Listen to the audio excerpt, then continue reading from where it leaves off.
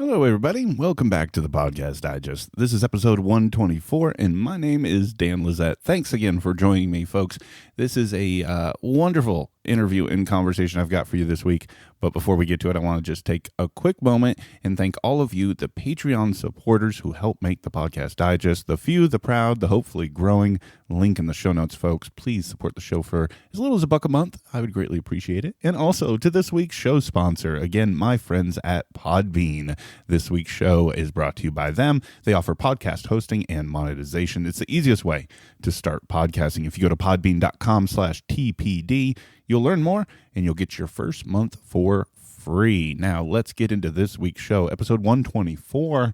We are fully into the new year now. I hope everybody enjoyed last week's show. Davey Rothbart from Found. If you're new, you're just arriving this week, thank you. And go back and check out that conversation with Davey Rothbart from Found. Well, it was a great chat with Davey. What a cool guy. I hope you guys really had a chance to listen and enjoyed that one.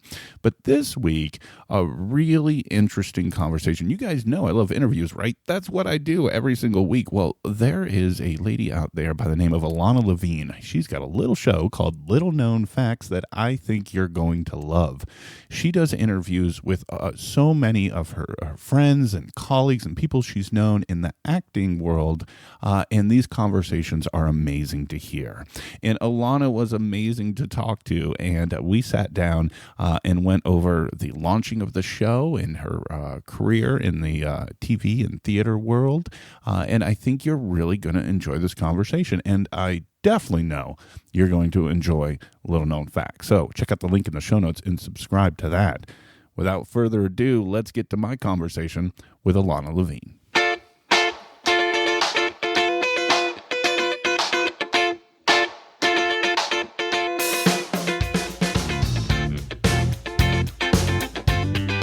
Hello, folks, and as I mentioned up front, welcome back to the Podcast Digest. This is episode 124, and my guest this week, as I told you about already, is Ilana Levine from Little Known Facts. Ilana, welcome to the Podcast Digest. Thank you so much, Dan. I'm so excited to be here with you. I'm really excited to talk to you. I've been listening to your show for a majority of its lifespan so far. I hopped on a little late, but I've been along for the ride, and there's lots to talk about because I think your show's pretty unique. But before we jump into that, we talked beforehand, and I know you've heard this show before, and you might recall my first question to pretty much everyone, which is going to be maybe a little broad for you because you have such a huge resume of prior experiences in the world. But for anybody who's not familiar with you, Ilana, can you tell folks about yourself before the podcast? Yes. So, I knew this question was coming and I should be more prepared, but who are you is such a huge existential question to grapple with that I thought I would just see who I am today during this interview with you, sure, rather than have some pre-planned idea. So my background professionally, before I started becoming the host of Little Known Facts, I've been an actress. I started in college. I was hired magically by a very well-known director who recently passed away named Robert Altman for my very first job. It was a series called Tanner on Tanner. Actually, it was called Tanner 88 at the time, and then we did it again years later. It was called Tanner on Tanner the second time, and it basically took a fictional candidate, and it was the beginning of reality television where you sort of mixed fictional people with real people, and we went to Washington and we ran an actor named Michael Murphy as a candidate named Jack Tanner for president. And much like our recent election where someone with absolutely no political experience ran and won, there are a lot of things about this recent election that reminded me very much of our mock candidate that ran back in '88. So I started off in this incredibly serendipitous role written by Gary Trudeau of the Doonesbury comic fame. And I was off to the races, and that was my first job. It was for HBO. It was at the beginning of HBO's life. There weren't a lot of shows on at the time. Cynthia Nixon was in it. As I said, Michael Murphy was in it, Pamela Reed, and a whole host of actors that since then have remained friends and family. And I bring up Cynthia Nixon because that's an example of someone who was one of my very first guests on my show. So we'll get to that later. But basically, that's how long some of these relationships for me go. And after doing that show, I was fortunate enough to have another dream come true, which is to be on Broadway. And I was able to do that multiple times. I did that in a Neil Simon play called Jake's Women. I did it in a Tony Award-winning play called The Last Night of Ballyhoo, written by Alfred Urey. I was in a Laurence Olivier Award-winning play by a writer named David Herson called Wrong Mountain. And then a very crazy thing happened because I really wasn't someone who had any experience in the musical theater. I was hired to play the role of Lucy in You're a Good Man, Charlie Brown on Broadway in the revival of that show, where I met B.D. Wong and Anthony Rapp, who had been in Rent right before he started Charlie Brown. Kristen Chenoweth, who's now a household name, played Sally. Roger Bart, who won the Tony, was Snoopy. A magnificent actor named Stanley Wayne Mathis played Schroeder. And so I then got this whole other life happening on Broadway, and I would go back and forth between theater. I was part of a theater company called Naked Angels in New York City that had a very illustrious company with actors like Rob Morrow and Marissa Tomei and Matthew Broderick and Sarah Jessica Parker and Gina Gershon and a lot of actors and actresses that your listeners will probably have heard of. And we all kind of grew up together and came up through the theater together.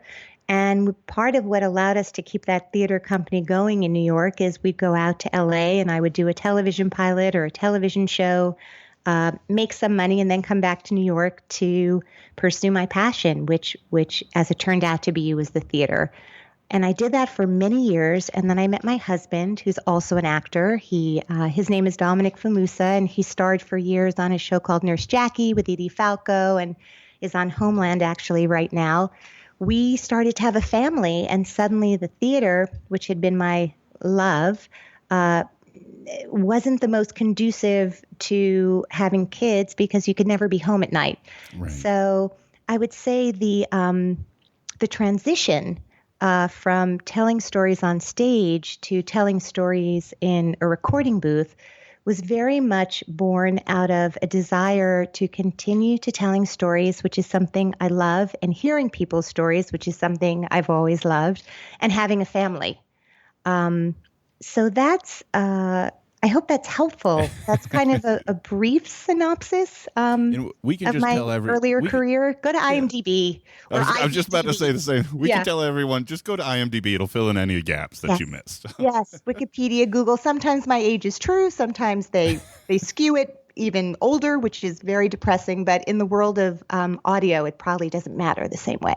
No, not at all. One question before we jump into the show, Ilana. I wonder sometimes with somebody who's had the experience and resume that you've had between screen and stage, and I mean, just to give folks, reference, Ilana just went through many highlights and experiences, and she didn't even make mention that she was on an episode of Seinfeld. I mean, these are the type of things you left out. For that, 20 minutes of work, 15 years later, more than anything else. But I was in the infamous episode called The Contest. And for Seinfeld fans, they'll know exactly what that is. And if you're not as familiar, if you Google it, it's the most, popular episode in Seinfeld history. So that was lucky.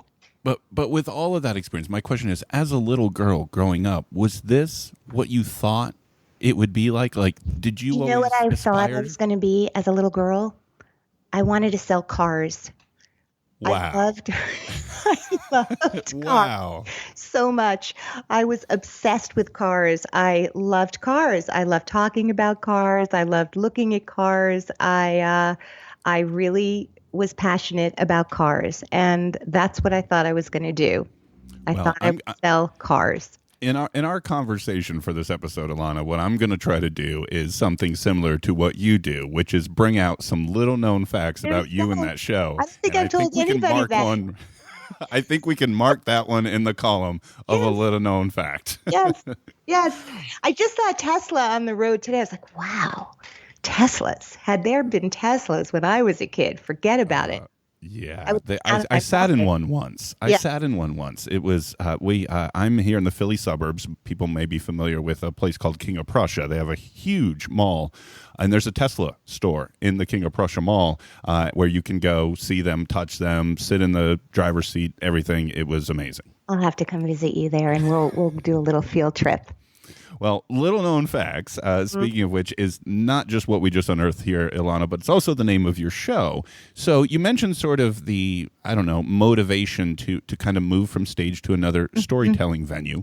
But when you started to have this idea, what were sort of some of the things bouncing around in your head about what kind of show you might have? Why a podcast? What was the beginning like? Right. So I think like everybody who's doing it, whether, whether they're broadcasting through a radio station or independently like I am, there's a love of radio that probably began when they were very young. For me, I remember we would drive every Sunday from New Jersey, where I lived, to my grandparents in Brooklyn, and my dad would have the radio on, mostly 1010 winds to hear traffic and news on the 10s. But there was something about lying in the back seat and hearing a voice, sort of dismembered, not attached to a body or a face that I knew, that I found incredibly intriguing and comforting.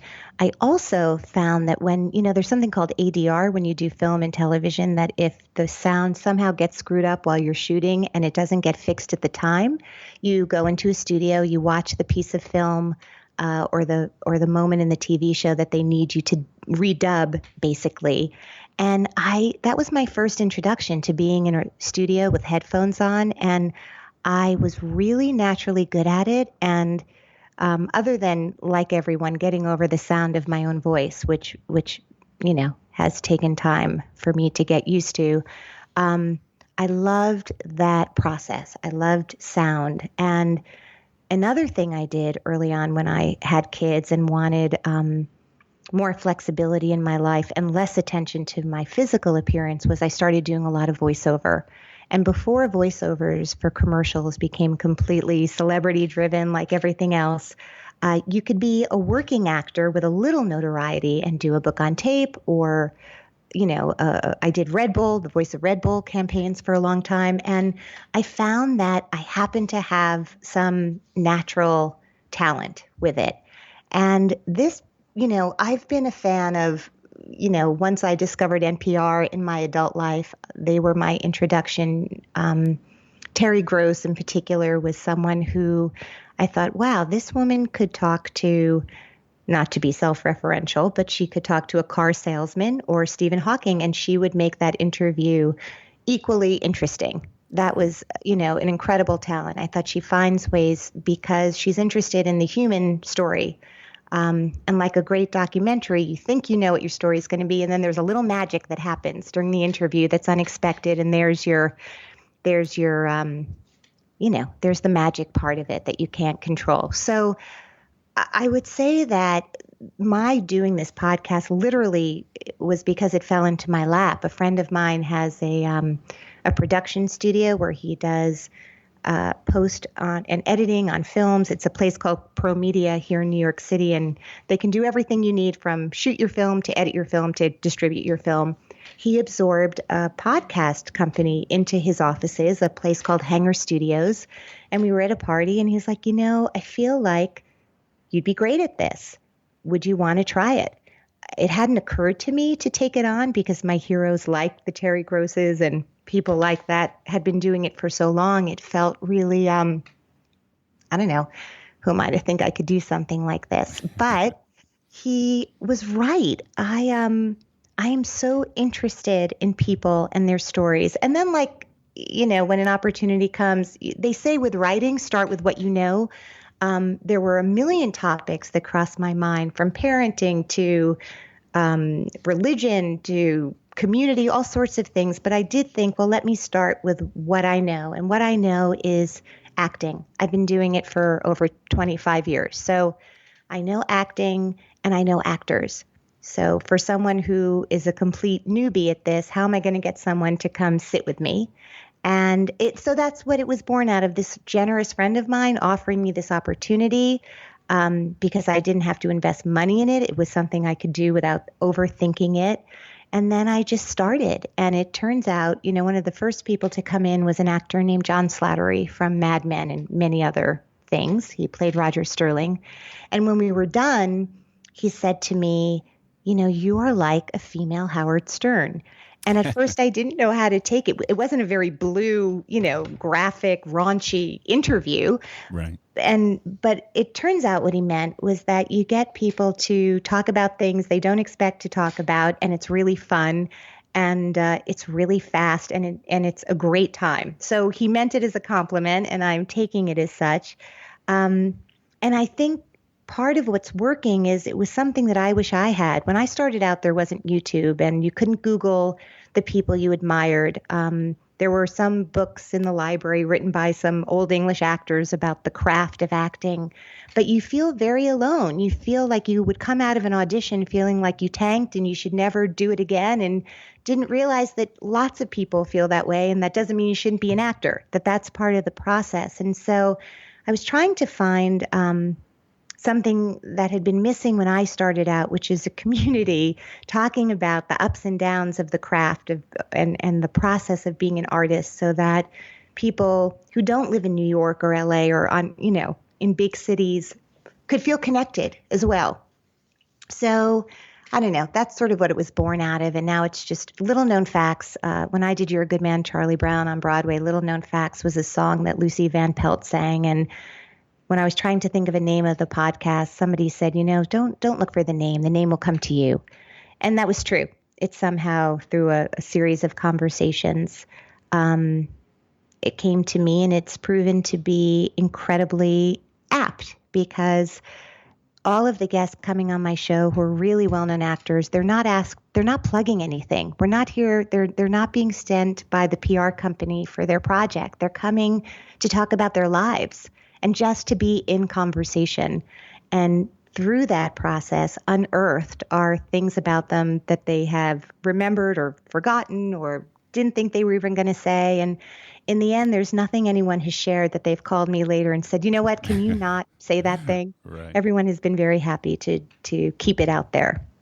Well, and I think that's one of the reasons I took to your show so early. I came in, I don't know, around episode 8 or 10, and then I went back and started over after the first couple. Well, you only have 40 more to go.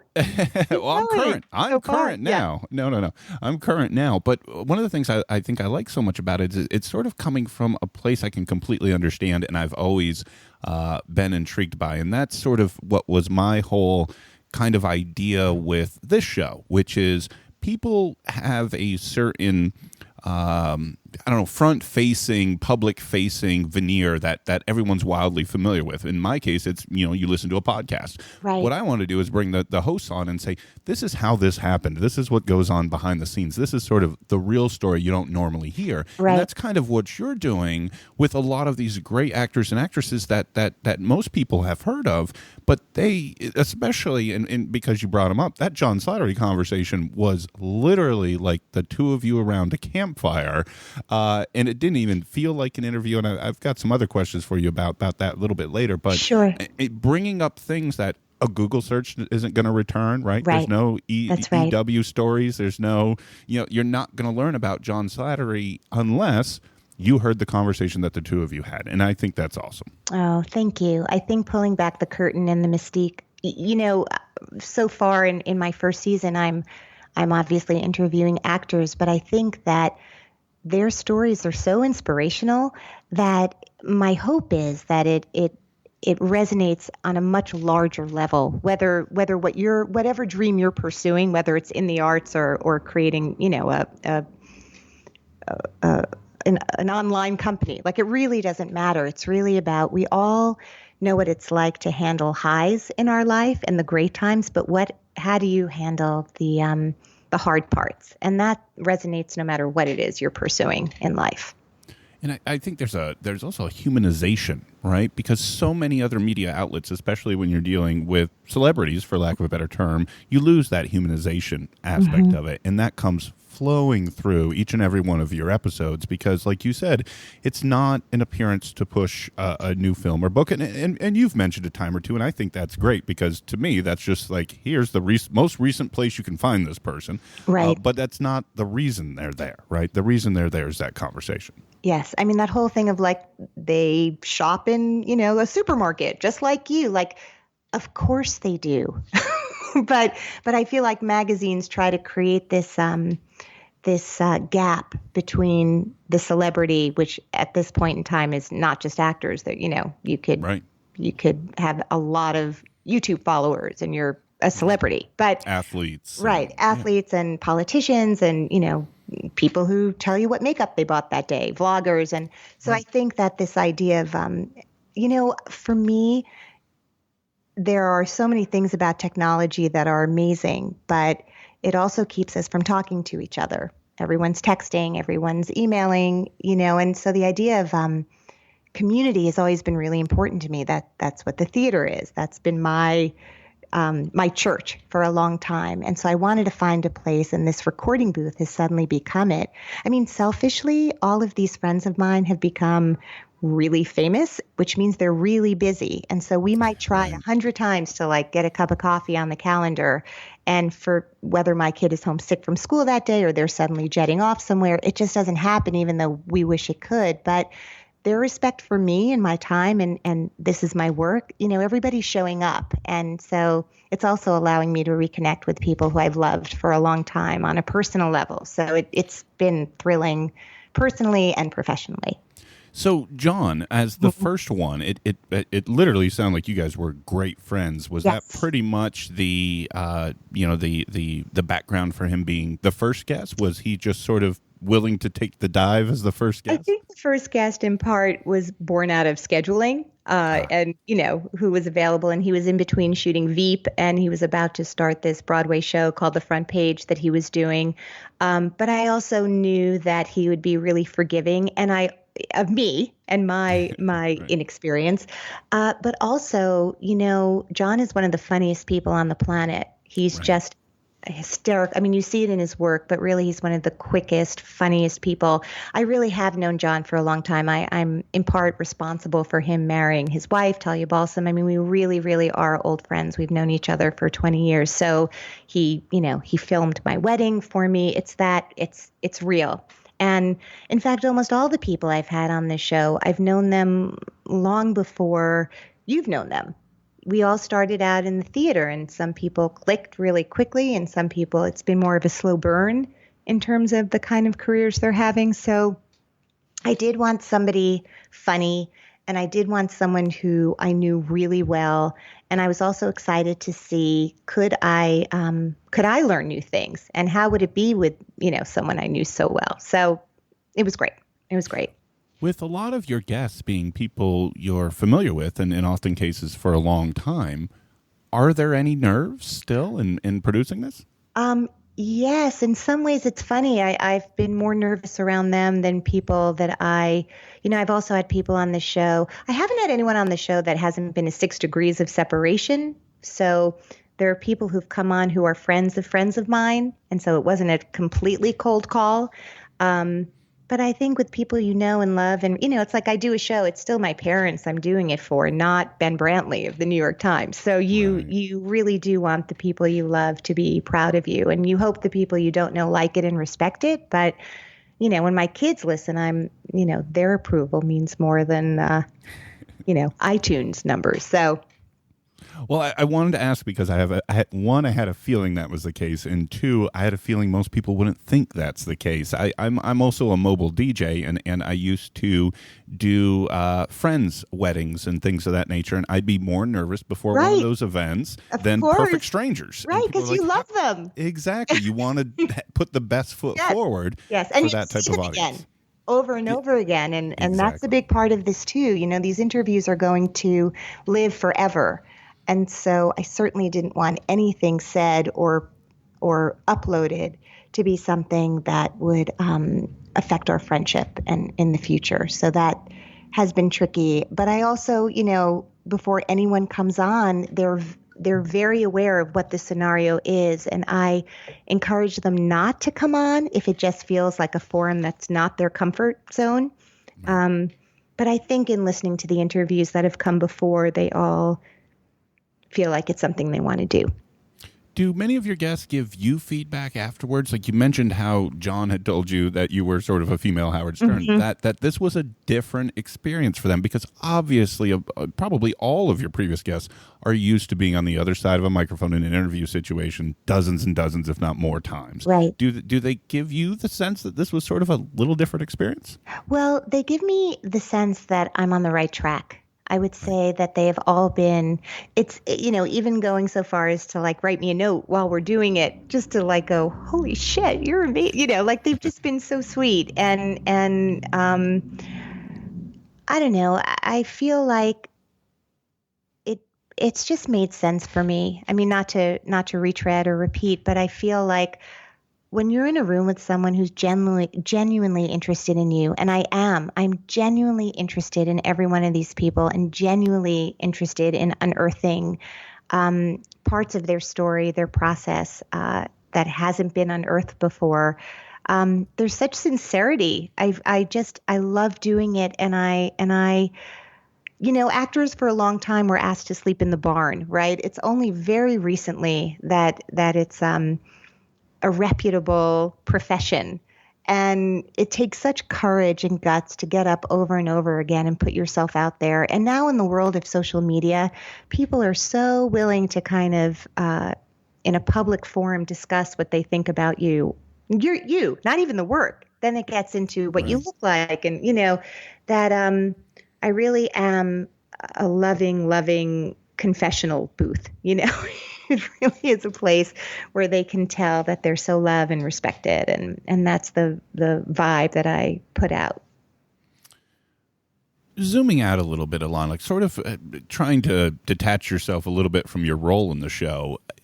It's amazing to me because, one, I think you're the perfect person for that side of the microphone, not just from your conversational style and your interview style, which I want to ask you about in just a second, but also because you do have sort of these, decades of friendships and connections and relationships that are willing to kind of try this out with you during this first season, let's say. Right. Because in reality, if we're being completely objective here, from strictly a booking standpoint, you have a very impressive guest list, and for only 31 episodes at the time of this recording. Has that sort of resonated with you, that when you look at other shows sort of doing interviews with guests, they're not sort of pulling down not just the content, but also sort of the guest list? Someone said to me that my guest list isn't that different from the late night talk show hosts on NBC now. I'd put it on that stratosphere. You're yeah, right. and that was pretty heady. Like Seth Meyers' lineup and my lineup are similar. Part of that is, I think, like anything else, it's word of mouth, right? If you're doing a good job, other people say, "Yeah, go ahead." Like, it's a really fun pool to swim in. So I certainly feel grateful to my guests for spreading the word and being the pioneers with me. I don't even know what to do with that part of it. It's too heady. I'm just trying to do a good interview, and I'm trying to share what I find extraordinary about these artists with the listeners. And the fact that in a very short period of time it's connected the way it has been thrilling. I spent a lot of time trying to be an actor and get work as an actor, and I had a very easy start. And then it didn't continue to just kind of rise and rise and rise. There were lots of ebbs and flows and a lot of humbling moments. And I'm sure that will be true with this as well. But I do feel very fortunate to have these relationships and to be loved and love these people so much. And I think part of why they are all so successful is because they're extraordinary human beings. I really do. I mean, there are a lot of people who do well who may be less extraordinary, but the guests that I have, not only are they supremely talented, they are the hardest working people I know. So, you can have, you can be Cynthia Nixon, who started doing this as a very young person because she grew up in New York with a mom who was slightly in the business and got her started.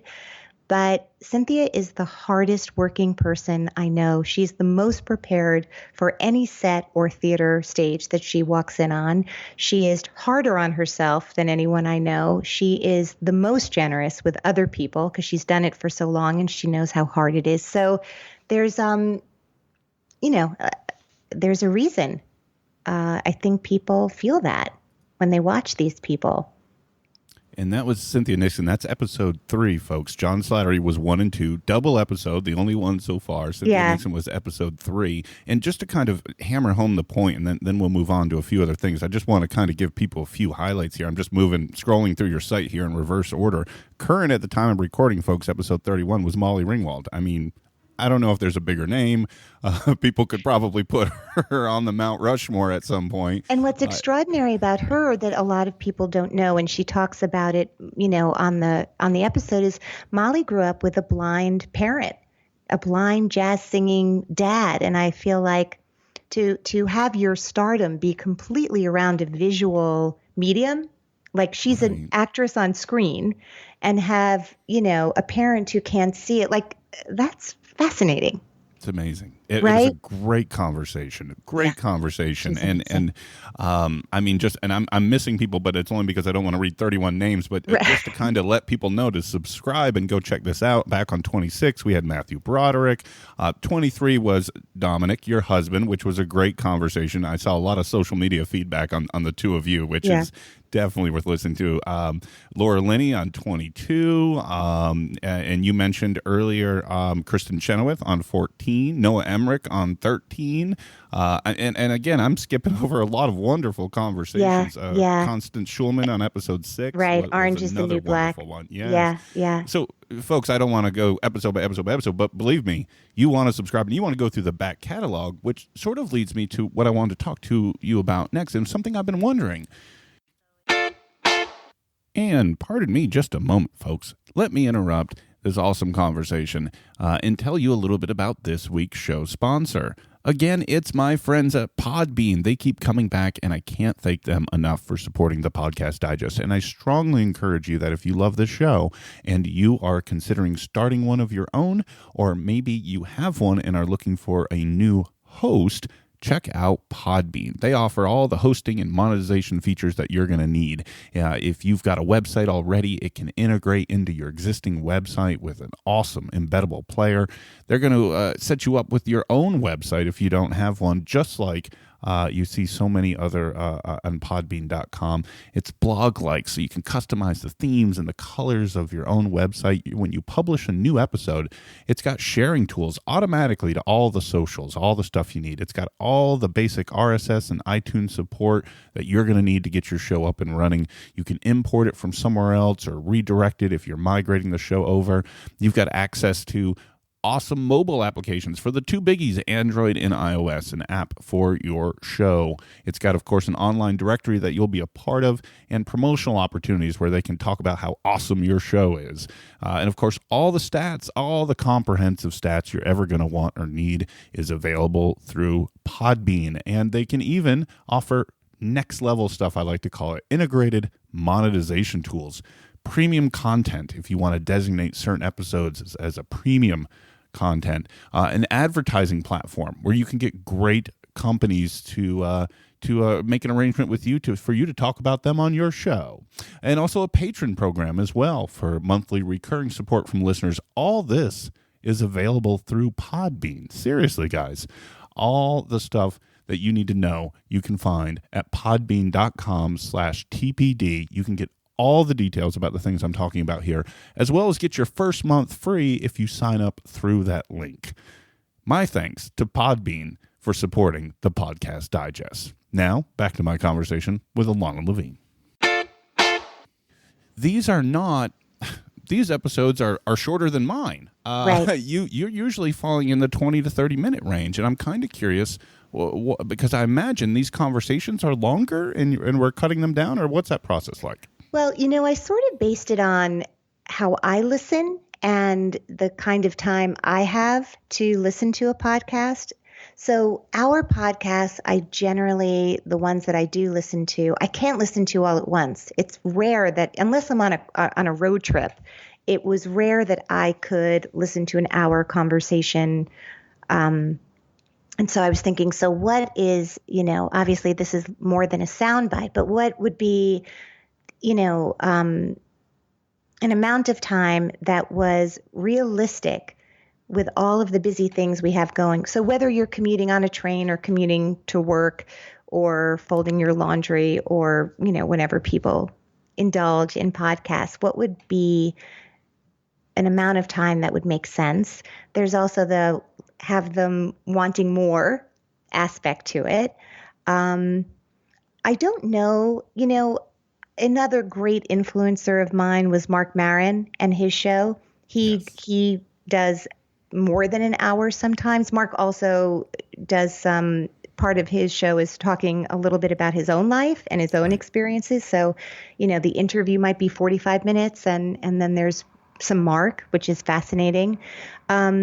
So in kind of looking at shows that I admired and then looking at what I thought made sense lifestyle-wise, that's what I came up with. I don't know that that's always going to be true, and I may release sort of stuff from the cutting room floor in compilation. Yes, so there's going to be more of that coming up. But this is as many podcasts as there are, it still feels so much like the Wild West out there to me. Like I'm figuring it out as I go. This is what has made sense so far for me. And the fans of the show seem to, for the most part, feel like, it works for their shorter gym workouts. And if they have a longer gym workout, they listen to 2.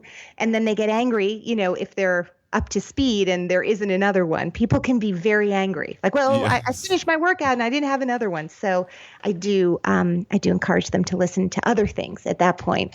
So I don't know. I'd be curious. Do you have advice for me about that? What do you think? You've been doing this so much longer and are such an expert and talk to so many people who do this. So what do you think? First of all, there are a lot of people who think exactly like you do, and all those reasons you just mentioned I've heard cited as valid and preferential in terms of listening length.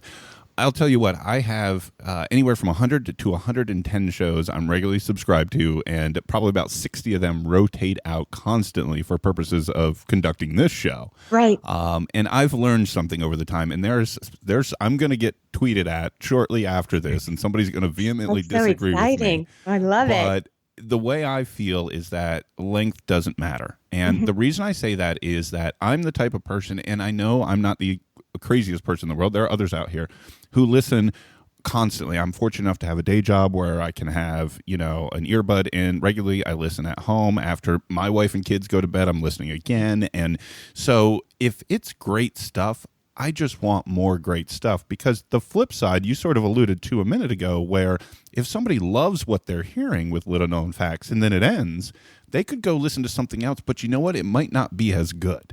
And so that's when they say, "Oh, I wish that conversation was longer." And, right. and one of your recent ones I was thinking of, and before we set up this time to talk, Ilana, I had about 70% of your catalog complete, and I went through and I was kind of picking and choosing a few others that I'd missed along the way because of that 110 show list subscription. One of the ones I missed and I went back and listened to recently, which I thought was marvelous, was 24, your conversation with Julie White. Listening to the two of you go back and forth was awesome. Yeah. But it felt like, to me, it ended so fast. I was like, I could have listened to the two of you go back and forth for a long time. So I think there's two sides to that coin. All right. Well, I will play around with it. That's what's so exciting about this. It's not network television. We don't have to, cut at a certain moment or stop because the news is coming on. So, if that's what the people want, Dan, that is what they I think get. You're onto something. I like the idea of maybe kind of bringing it back as sort of a B-side or an unreleased material. And, I think if that, and what's great, and I can tell you from being somebody who's had run up against this before, if you go on a vacation or you want to keep it going and maybe you're under the weather or something, you could always go back and pop one of those in, and people are going to love it. If there's been, if you look at your last 8 and one of them really resonated and you had another 40 minutes over here, but you're going on a vacation. You know what I mean? Like you could always pop that in. Yeah, that type of thing, absolutely. you know? I mean, it's funny you say go on a vacation. Someone just told me, I have many more that haven't aired yet, and now that it's the new year, they'll start coming out. I was like, when do I stop? Like, am I allowed to sleep or brush my teeth? Like I've been on this crazy cycle of just producing a tremendous amount very quickly. And someone was like, you can stop whenever you want. You can, you can just, which is why I put a little note up, gone fishing, and just encourage people to go back and listen to ones, because there is, I'm addicted, as much as I'm addicted to listening to podcasts, I've also become addicted to doing this podcast. And, I sort of like the idea of seasons, which certain serialized shows do. They do 13 episodes the way, a cable show would be. So that's been another interesting part of the process as I learn, is figuring out how many can I do before I take a break? How many can I do and then, put in a compilation or take things off the floor? So this is all a work in progress, and I appreciate the patience. Well, I'm curious, when you say you've got a lot more done, you don't have to give away any future guests or anything like that. But I'm happy to tease a little bit. Well, I'm just curious from a number standpoint. 31 are released at the time of recording. When you say there's a lot more, approximately how many more episodes are awaiting release at this point? 20. Wow, that is ahead of the game. Yeah, there's a lot. Vacation's not a problem. Right. I did, I'm also learning, like you kind of learn, people's listening habits. So I thought, the holidays, everyone would be home listening. And I was like, that's interesting. On the holidays, people aren't on their regular schedule of when they listen to podcasts. So I'm sort of listening too. But I mean, I have an amazing interview coming up with Andrew Reynolds, who stars in Girls. Judith Light, who stars in Transparent, Griffin Dunn, who, American Werewolf in London and After Hours. And I mean, just incredible interviews with actors from shows that are so currently innovative and game changing.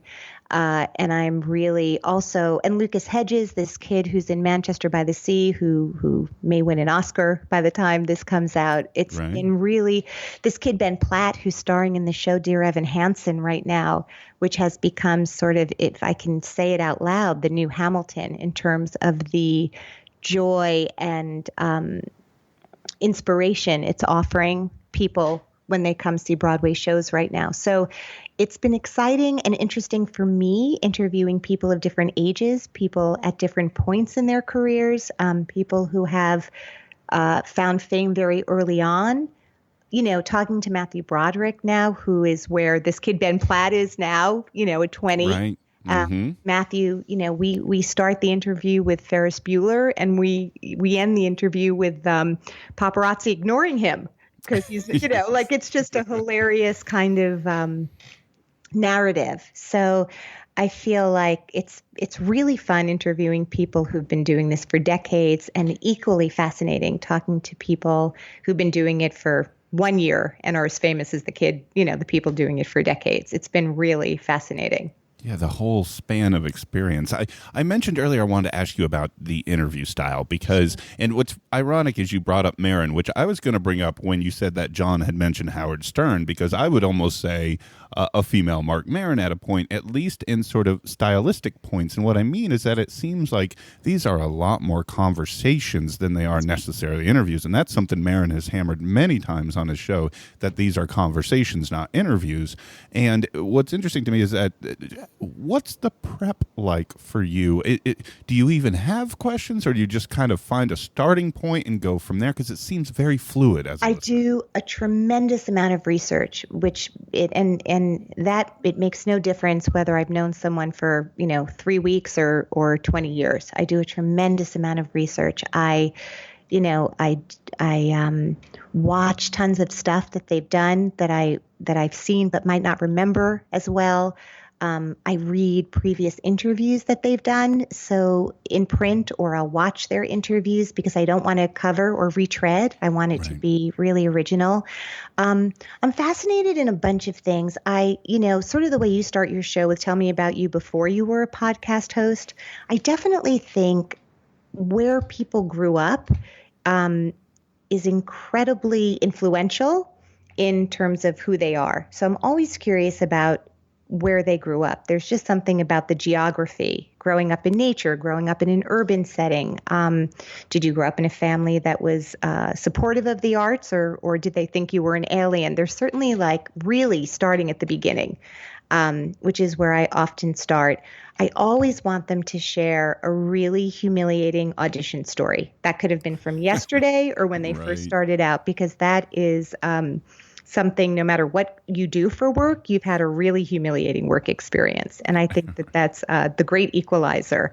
And when they tell those stories, not everyone is as hilarious naturally as everyone else, but there's no one who can tell a story about themselves where they're sort of the butt of the joke, where they don't relax and start laughing at themselves. And that kind of loosens up the whole thing. But I'm very curious, who were their mentors and inspirations? And I would say a centerpiece of it is, and not to repeat myself, but how do you get through the hard times where no one wanted what you were selling?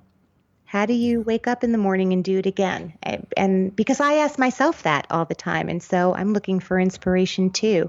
And then we just talk about life and their kids and their relationships and their breakups and all the things that you and I were, paying the bills, all the things, who they are perceived as, who are they really? It's a lot. I think about politicians. They may think one thing in terms of how they live their life, but present something else politically. And I think actors are often asked to do the same thing. So often trying to lift the veil or go behind the curtain and go, okay, but who are you really? Right. Has been the fun. I think your style, your approach, whatever your process is definitely working, because what comes out, I'm not sure if it's probably a combination of all of it, right? The prep, the approach, the conversation, and the editing. Because at the current length that you're publishing, you're having to probably choose which of those numerous topics you just alluded to, sort of what stays in and what goes to the cutting room floor, and all of it's coming together really, really well, because these are super intriguing conversations and definitely hitting that, leaving them wanting more note. That's for sure. And Dan Fogler, I don't know if you saw Fantastic Beasts and Where to Find Them. Dan Fogler plays Jacob Kowalski. These shows are lightly edited. They're not heavily edited. Sometimes people lose their train of thought, and I just don't want them to feel like they're hanging out to dry while they get their thought back. But for some reason, Dan just pops into my head because he's someone, you plan and I have a very kind of clear beginning, middle, end narrative and structure.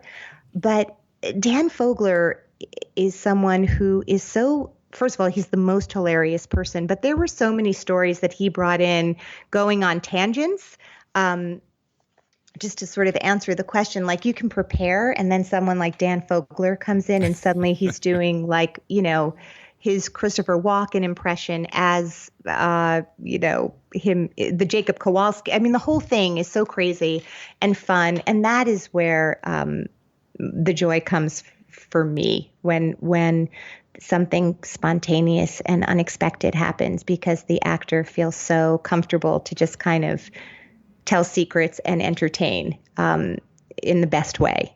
His is a great one. I highly recommend Dan Fogler's also. And that's episode 29. And I can appreciate being on the other side of a conversation where somebody can do things like that. I've had an experience or two like that, and it's great fun. It certainly is. You're like, who are you? He could be a he could do anything. I'm like, are you a singer? Are you a stand-up? Are you a poet? Like, what is happening? He's a true Renaissance man. Definitely check that one out, folks. I got two quickie topics for you as we wrap up here, Ilana. One, because I want to make mention of this, and this is one of the reasons why I think your passion comes through so much. We talked very briefly about your husband's appearance on the show, which, folks, just listen to the conversation. But your kids have been on the show too.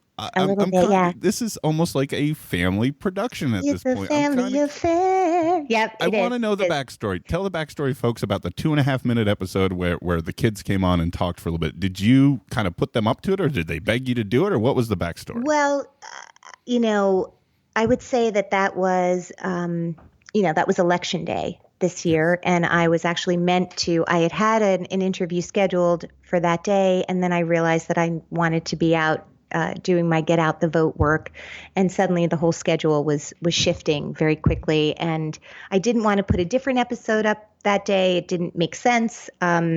So, we were really talking. I was explaining to them, because we live in New York, and it was pretty obvious that New York was going to vote for Hillary Clinton. And so that it wasn't so much, they were saying, why are you worrying about voting? I mean, everyone we know is voting for Clinton, and it's historically a Democratic state. And I was saying to them, well, the truth is there's so many other people that you vote for. And so much of what your day-to-day life is like is based on more local politicians. And so they started kind of talking to me about it and getting very passionate about that. And I was like, I've been really trying to think without being on a soapbox. And that's another thing as hosts. Some people are very comfortable and spend a lot of time sharing their ideas and thoughts about what's going on in the world. And I've kept it very much to what my guest thinks about the world. But this was an opportunity not to tell anyone how to vote, but why still, even though you think everyone knows it. And guess what? We had the lowest voter turnout this year. The Democrats certainly did. So I wasn't crazy to have them make a plea for people to go out and vote. And, I think that they are so, as I go forward and realize people seem to be interested in me, not just my guests, which is very sweet and flattering. And I get constant email with people wanting to know more about what's going on in my life. So I'm trying to find the balance, because they have a right to their privacy too. It isn't their show, and I don't want to overdo it or, I don't know, be cutesy about it. But I felt like to have the future talk about the future, which is our children and my kids in particular, it was kind of, I don't know, it made sense. And I had an idea, or I should say they've had an idea of coming in and interviewing me for an episode. And I'm thinking about that. Doing the episode with my husband, to be perfectly honest, was really hard, and probably the hardest one, trying to find the balance between sharing who he is, not pretending he wasn't my husband during the interview. Right. And we waited a long time till he came in to circle back to what you talked about earlier. Who am I most nervous with? I think with him. Because, I completely see that. I can believe that totally. Yeah. I mean, he's been so supportive, but I also, anyway, it was tricky. Like, so tell me about your family, like sort of the structure that's really normal when obviously I know his family. But you know what was extraordinary? I learned things about him during that interview that I didn't know, stories about his family or fears that he had. I realized he's much more of a hypochondriac than he had shared in our married life. So it was actually really romantic. It was a great date, and I loved it. I ended up loving it, and I'm really glad we did it. That's great. I've interviewed and been a guest on a husband and wife show, releases regular weekly, and they've been doing it for 140 episodes, and it's literally because they want to set aside a committed time where they get to just talk for an hour every week. And I love it. And their back and forth is amazing. And that came through in the conversation the two of you had, is because it adds something to it. It adds a certain element. Do you remember off the top of your head the name of that show? Yeah, Dark Angels and Pretty Freaks. Yeah. I listened to them because when I started doing this, I mean, I just Neil and Annalise. They are awesome. Right. Yes, I love that. And they were a guest on my show, and it's the only show of my 124 episode runs to date of the Podcast Digest that my wife joined me to talk with Neil and Annalise, because they were a husband and wife team, so I had my wife on that interview as well. Oh, I can't wait to listen to that. I'm going to go back and listen. That's awesome. It's in the back catalog. It's a while ago now, but that was fun. One last question for you before we wrap up here, Lana. You mentioned 20 in the can waiting to come out. Can't wait for that. But I'm just curious, in your mind's eye, in the best case scenario, so as we are starting a new year right now, into 17 and beyond, what would you like to see happen with Little Known Facts? Well, it's funny. I've been asked that by people who buy podcasts for their outlets. people who monetize them. I have to be honest, I don't have an answer yet. This has been, this has been the most joyous experience. And part of that has been I'm my own boss.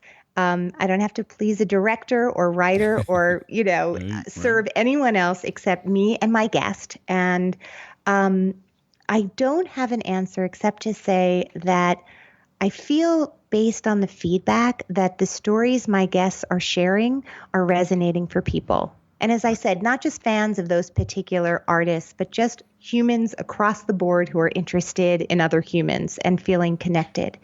And as long as the podcast remains something that makes people feel good and inspired to go into their own lives and pursue their own dreams with passion, I will keep doing it. And I've been doing actors, but there are other professions that I admire. I wouldn't mind having writers and directors and, Right. people who are creating art in other ways. I don't have the answer. I know that it has been an extraordinary thing to do this and share it. And as long as it's working, and as long as, there are so many podcasts out there. I was so intimidated. And, someone said to me, yeah, but not all of them are going to stay around for all kinds of reasons. So don't look right, don't look left, just keep looking forward. And, I can be very self-critical and self-judgmental. There are a lot of things that I'm still working on to get better as a host. But I do feel like there's a lot of content out here that is resonating for people. And I just feel so lucky. I feel so lucky. I just really do. And the people, I'm brand new to social media. I'm terrible at it. My daughter had to explain, like, Mom, you can't have a hashtag, a space, and then a word. Like, nothing happens. Like, literally, I didn't even understand that, Right. the simplicity of that. So I don't know that I'm, ever going to be that the social media component that seems to be a big part of growing something is going to be my skill set. But the people I've met, yourself included, since I've done this, the few moments I've dipped my toe in the waters of Twitter, it's extraordinary. The kind, generous, smart, inspirational people like you, Dan, that I've met. And for that, I'm really grateful too. To be in Brooklyn and to be talking to you in Philly or a whole group of fans in Singapore. Like, it's what? That's amazing. Okay. Hello, Singapore. Like, great. People love Broadway. People love film. People love, we need it. We need to get lost in these things because life is really hard. And so to be a part of something that's giving people pleasure during a particularly hard moment in life is a great honor. Well, I don't think there was any reason to be intimidated jumping into the podcast pool, Ilana. One thing I heard somebody say all the time, and it always brings me back to this, is there may be a lot of podcasts out there, but until you launched Little Known Facts, none of them had Ilana Levine in them. Oh, you're so So I think that from the jump makes a unique offering for, like you said, a fan of any of these artists or even yourself or any type of creative anybody who just likes to hear a good story for that fact. Yeah. I mean, all of that is there. And I could not recommend folks that you check out Little Known Facts anymore. I've really enjoyed the ride so far and looking forward to these 20 in the can. Ilana, if folks want to do that, want to check out the show, where can they find it? So obviously, Little Known Facts with Ilana Levine is on iTunes and wherever podcasts are heard. But there's a website, littleknownfactspodcast.com, where all the episodes are archived there. So that's the easiest way to learn more about me and see lots of photos of the guests, both in their lives and on the podcast with me. Twitter is Ilana Levine. Facebook is Little Known Facts Podcast, and Instagram is Little Known Facts Podcast. But, people seem to know how to find these things. I had no idea how to do it on my phone until get your 12-year-old to show you. They'll show you how to find Little Known Facts Podcast, I promise. Well, if one of you don't know how to find it, you know that I've got all these links that Ilana just mentioned in the show notes as well. So swipe over, click on it, subscribe. You're going to love it. Ilana Levine, thank you very much for taking the time to join me. Oh, Dan, it was my pleasure. I'm so thrilled to get to talk to you. And folks, that'll do it. That's episode 124. What do you guys think? Did you enjoy? How awesome is Ilana? What a great conversation. And what a great show she's got going on. There's a lot of interview shows, mine included. Hers is a lot better. Seriously, and a lot better guest list like we talked about. Check out Little Known Facts, folks. You will not regret it. I promise you. If you did enjoy this episode, folks, please take a moment. Share it on your socials. Make a Facebook post about it. Post it to your Instagram, all right? Tell somebody on Twitter. And if you're not following the Podcast Digest in all those places, you should be, especially Twitter, at Pod Digest. It is where I do the primary interaction with all you awesome people. I also tweeted out recently, I wanted to mention this as well. If you've got something to tell me that's longer than 140 characters, if you've got feedback on the show, comments, complaints, any of those fun things, well, you can hold the complaints. But compliments, feedback, email me, thepodcastdigest@gmail.com. I love receiving email. Come straight to my phone. Blow me up. Let me know if you guys are really enjoying what's happening. So that'll do it for this week. The last thing left is for me to remind you about this week's awesome show sponsor. That's Podbean, podbean.com/TPD. If you're thinking about starting a podcast or looking for a new home for your show, you'll get the first month free if you sign up with that special URL, so you can try all of Podbean's awesome hosting features. Thanks again, Podbean. Thanks again to you for listening to episode 124. Guess what's coming next week? Episode 125. Go figure, right? Until next week, my name's Dan Lizette for the Podcast Digest. Thank you for listening to the Podcast Digest. You can follow the show on Twitter at Pod Digest. Like the show on Facebook at facebook.com/The Podcast Digest. Email the show feedback at thepodcastdigest@gmail.com. And you can find all the previous episodes and exclusive blog entries at the show's website, thepodcastdigest.info.